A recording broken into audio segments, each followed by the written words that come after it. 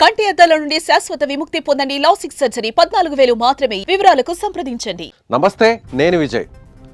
Adani group chairman అదానీతో సహా మరో 7 మంది మీద అమెరికాలో దర్యాప్తు సంస్థలు కేసులు నమోదు చేశాయి. ముఖ్యంగా భారత్లోని కొన్ని రాష్ట్ర ప్రభుత్వాలకు, గతంలో ఉన్నటువంటి ప్రభుత్వాలకు లంచాలను ఇచ్చి అక్కడ అక్రమ సొమ్మును కూడగొట్టుకునేటువంటి ప్రయత్నం చేశారు అనేది ఇప్పుడు అమెరికాలోని దర్యాప్తు సంస్థలు చేస్తున్నటువంటి ఆరోపణలు. దీనికి సంబంధించి కూడా అరెస్ట్ వారెంట్ను కూడా అదానీ గ్రూప్ చైర్మన్ అదానీకి ఇష్యూ చేశారు. అయితే ఇప్పుడు మరొక బాంబును కూడా పేల్చింది అమెరికాలోని దర్యాప్తు సంస్థ. ఏంటంటే ఏపీతో పాటు మరికొన్ని రాష్ట్రాల్లో ఉన్నటువంటి ప్రభుత్వాలకి లంచాలను ఇచ్చారు.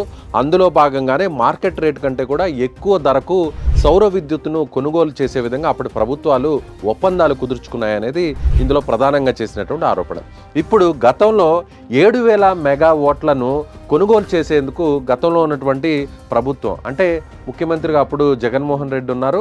సో వైసీపీ ప్రభుత్వం అప్పుడు అధికారంలో ఉంది. సో వీరు 7,000 మెగావాట్లను అదానీ గ్రూప్ నుంచి కొనుగోలు చేసేందుకు, అంటే మార్కెట్ కంటే ఎక్కువ ధరకు కొనుగోలు చేసుకునేందుకు ఒప్పందాలు చేసుకున్నారు. అందులో భాగంగానే దాదాపుగా 1,000 కోట్ల పైన లంచాలు ముట్టజెప్పినట్టుగా ఆరోపణలు. అంటే 1,000 కోట్లు అంటే 1,750 కోట్ల లంచాలను అప్పటి ప్రభుత్వానికి ఇచ్చారు అనేది ప్రధానంగా ఇప్పుడు అమెరికాలోని దర్యాప్తు సంస్థ ఆరోపణలు చేస్తుంది.